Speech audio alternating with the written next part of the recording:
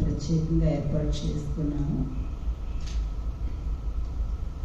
గ్రహ బలము అని అంటారు. సమయాన్ని కొలవడానికి మనం ఉపయోగించే సృష్టిని సృష్టించాడు అంటాడు. అదే విధంగా ప్రతి మానవుడు కూడా తన జీవితంలో కావలసిన అన్ని ఒక సుఖాన్ని, శాంతిని, భాగ్యాన్ని ఎలా సృష్టి చేసుకుంటాడంటే పరమాత్ముని యొక్క యోగ బలము. ఆ యోగ బలంలో ఏమవుతుందంటే మన చార్జ్ అయిపోతుంది.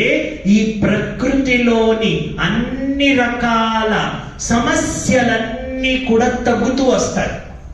కానీ ప్రస్తుత సమయం ఎలా అవుతుందంటే ప్రతి వ్యక్తి కూడా గ్రహాల కన్నా పవర్ఫుల్ ఉండే ఆత్మలు ఇప్పుడు పవర్లెస్ అయిపోయారు. మీరు అనుకుంటారు ఏమిటి గ్రహాలు అని. మీకు అందరికీ నేను చెప్తాను.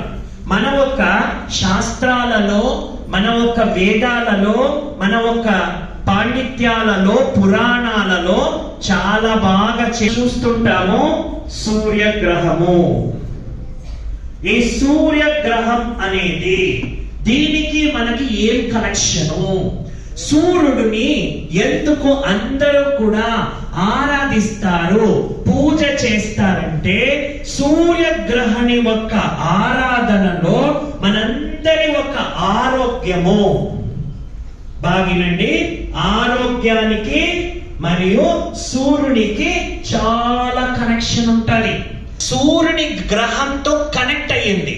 ఎందుకంటే ఈ ఆత్మ శరీరం కనెక్షన్ లో వస్తే ఈ తత్వాలతో ఆ గ్రహాలని ట్రాన్స్ఫర్ చేయాలంటే ఈ సూర్యుడి కన్నా మనం ఏం చేస్తూ వచ్చామండి, దేవస్థానంలో గాని ఎక్కడన్నా విశేషంగా నవగ్రహాల హోమాలు, శాంతులు, యజ్ఞాలు చేసేటప్పుడు దానికి గ్రహశాంతి చేయాలని చెప్పి జలాభిషేకాలు, పాలాభిషేకాలు, నవధాన్యాలు ఇవన్నీ పెడుతుంటాం కదా.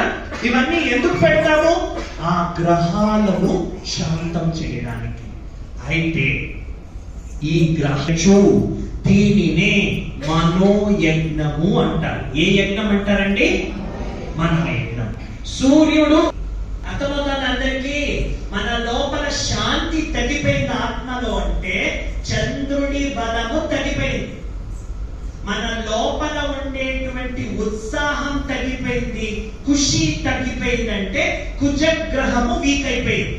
అందుకే అంటారు కదా, నీ గ్రహంలో ఇది వీక్ అయిపోయింది, ఇది పవర్ తగ్గిపోయింది, ఈ దోషం ఉంది, ఆ దోషం ఉంది. ఎందుకు చెప్తారు ఇలా అంటే, ఆత్మలోని శక్తులు ఈ గ్రహాలకు చాలా చాలా డీప్ కనెక్టివిటీ ఉంటాది. ఆ డీప్ కనెక్టివిటీని అర్థం చేసుకోకపోతే మనము మన గ్రహ దోషాలని మంచిగా చేసుకోలేము.